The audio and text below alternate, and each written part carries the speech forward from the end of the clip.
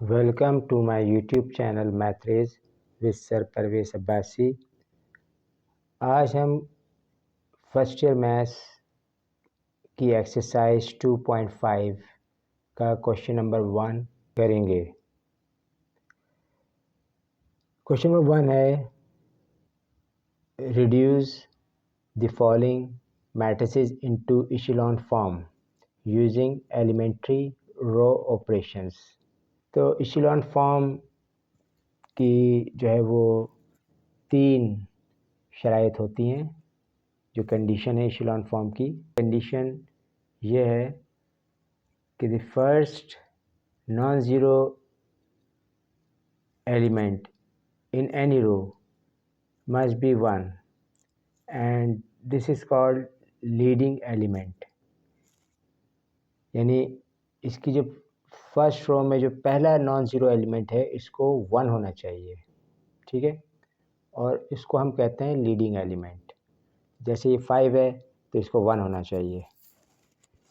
Second जो इसकी condition है इशेलॉन फॉर्म की वो ये है कि all the elements below the leading element must be 0।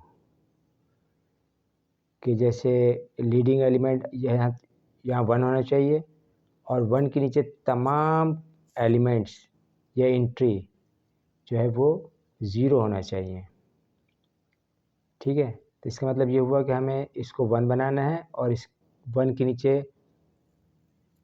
इसके नीचे जितने भी एलिमेंट हैं इसको 0 बनाना है, ठीक है। तो हम इसको पहले 1 बना लेते हैं।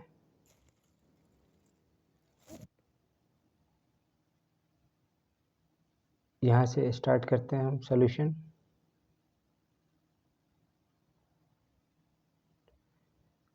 तो इसको हम पहले 1 बनाते हैं। कौन सा ऑपरेशन लगाएंगे? Bye operation.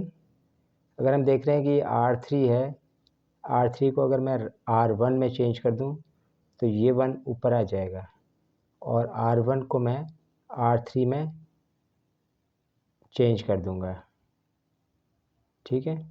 तो ये आ जाता है R3 को आपने R1 में इंटरचेंज कर दिया है, ठीक है। R3 को R1 में और R1 को R3 में हम लिखेंगे -1 -5 -3 और R2 तो ऐसे लिखेंगे -3 5 6। ये R1 को अब आप R3 में लिखेंगे 5 9 3, ठीक है। इसको 1 बनाना है तो अब ये -1 है, इसको आप R1 को मल्टीप्लाई करें -1 से, यानी पूरी रो को आप -1 से मल्टीप्लाई कर दें।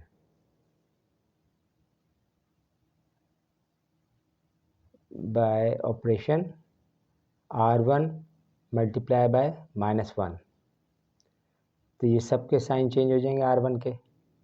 ये आ जाएगा 1 5 3 और बाकी सेकंड रो आप ऐसे ही कॉपी कर लें, ठीक है। और थर्ड रो को भी आपने एज इट इज़ यहाँ पे लिख लिया। अब ये पहली जो कंडीशन है वो तो हमने फुलफ़िल कर दी कि first non zero element in any row must be 1, तो ये 1 हमने बना दिया इसे। अब सेकंड कंडीशन ये थी कि all the element below the leading element must be 0, तो यानी इन दोनों एलिमेंट्स को हमें 0 बनाना है, ठीक है। इसको कैसे 0 बनाएंगे? ऑपरेशन लगाएंगे R2 पर, क्योंकि ये -3 जो है वो R2 का एलिमेंट है, तो R2 में चेंज लेकर आएंगे और ये 5 जो है वो R3 का एलिमेंट है, तो R3 में चेंज लेकर आएंगे। तो चेंज किस तरह लेकर आते हैं हमने यहाँ पर एक ऑपरेशन सेट करना है। इस तरह से सेट करेंगे कि ये -3 और 5 दोनों 0 बन जाएं R1 की मदद से, ठीक है। तो ये R2 में हम चेंज लेकर आएंगे। तो सबसे पहले हम R2 को लिखेंगे। R2 है -3। अगर हम इस 1 को 3 से मल्टीप्लाई करके दें तो क्या बन जाएगा, ये 3 बन जाएगा। और -3 में ऐड कर दें तो क्या हो जाएगा, 0। तो इस 1 को आपने 3 से मल्टीप्लाई करना है, R1 मल्टीप्लाई बाय 3। उसके बाद आप R2 में ऐड कर देंगे। इस पूरे को R1 को आप 3 से मल्टीप्लाई करेंगे और इसमें ऐड करते जाएंगे, ठीक है। तो यहाँ पे इसका रफ वर्क भी हम कर लेते हैं। ये रफ कॉलम बना लें यहाँ पे।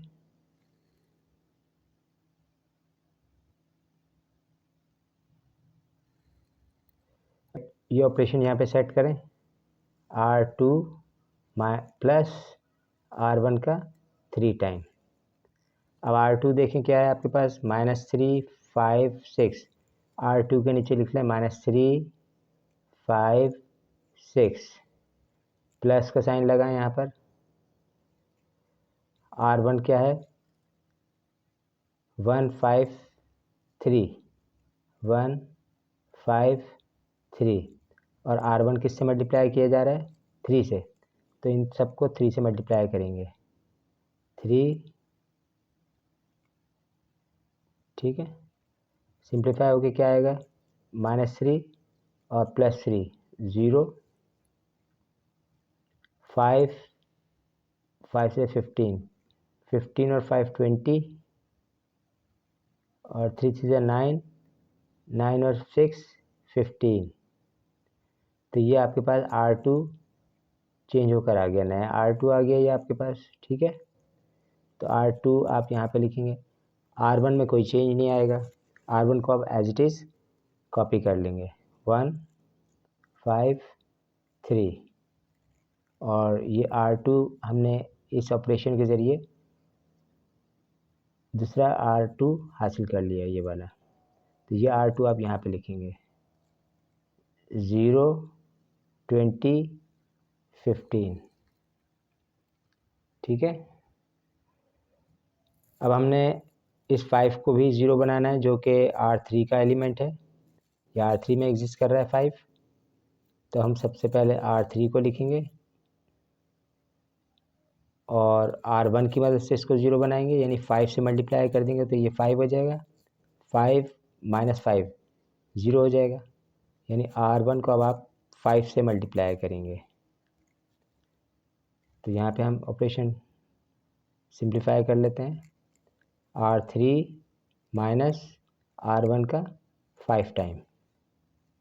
R3 देखें क्या है, 5 9 3, 5 9 3। ये माइनस है, यहाँ पे माइनस लगाएं।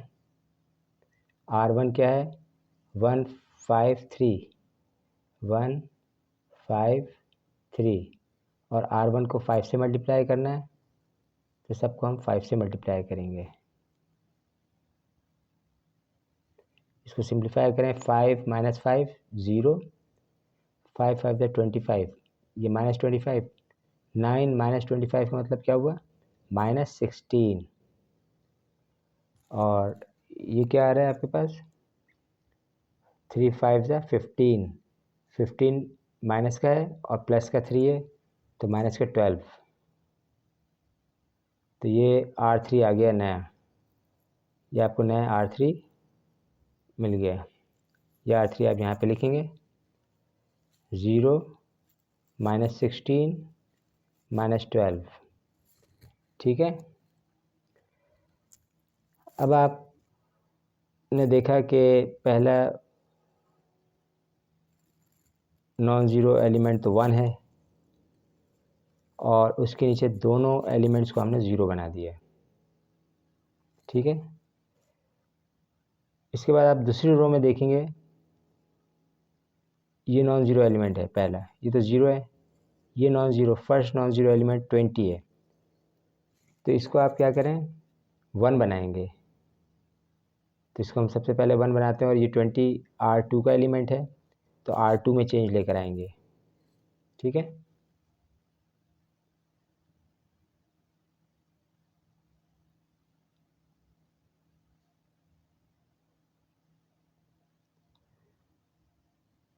इसको 1 बनाने के लिए हम ऑपरेशन सेट करेंगे R2 और 20 का रेसिप्रोकल से मल्टीप्लाई कर दें 20 को, तो 1 बन जाएगा ये।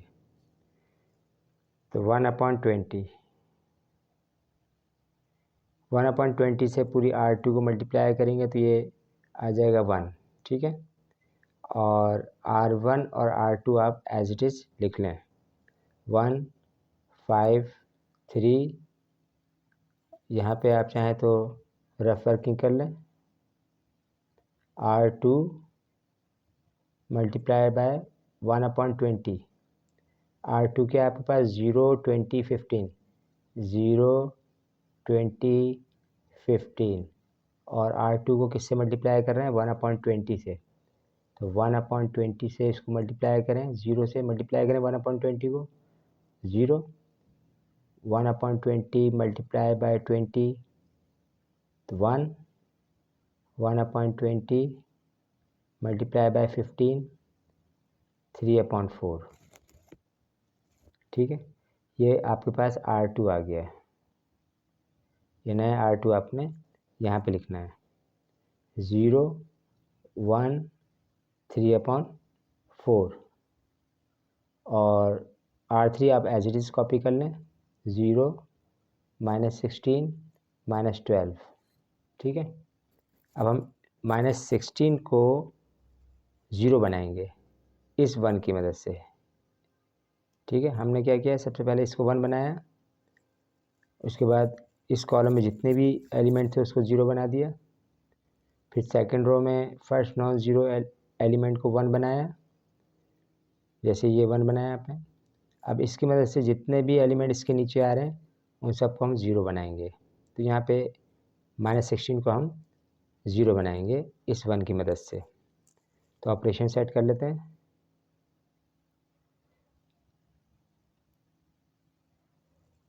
बाय ऑपरेशन R3 का एलिमेंट है तो R3 पहले लिखेंगे हम, R3 माइनस का 16 है तो इसको हमें 16 से मल्टीप्लाई करना पड़ेगा।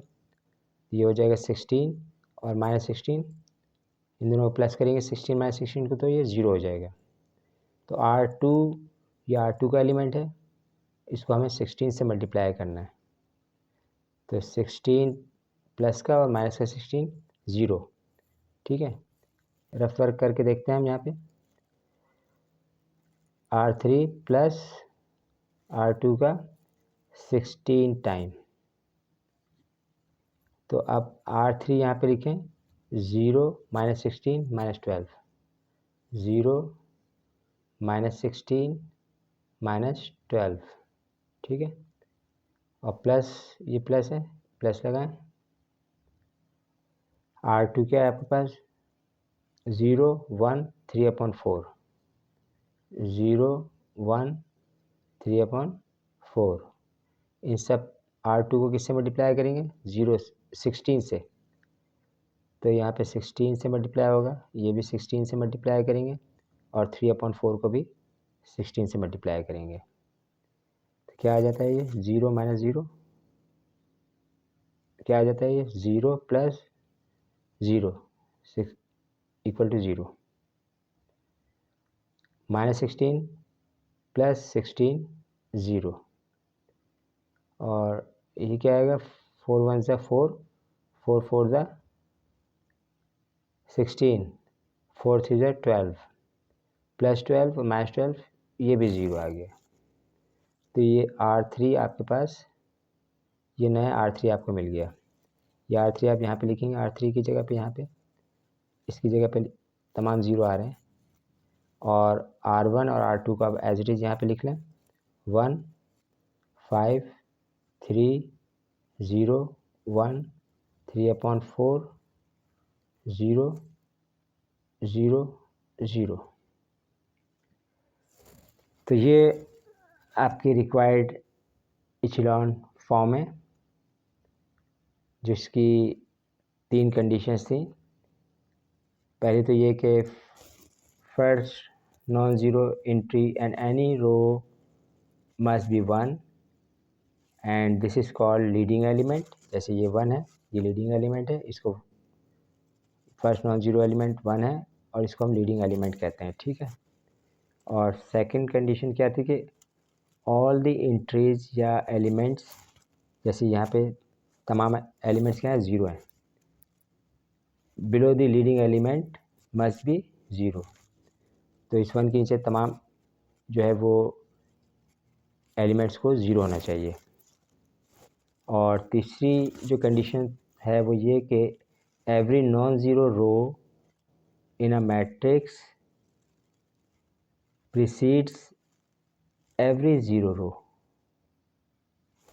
तो आपने देखा कि ये नॉन ज़ीरो रो है, इस ज़ीरो रो से पहले होना चाहिए, यानी अगर कोई ज़ीरो रो है मैट्रिक्स में तो उसको सबसे नीचे होना चाहिए और नॉन ज़ीरो को ज़ीरो रो से ऊपर होना चाहिए, पहले होना चाहिए, ठीक है, प्रीसीडिंग दिस ज़ीरो रोज़।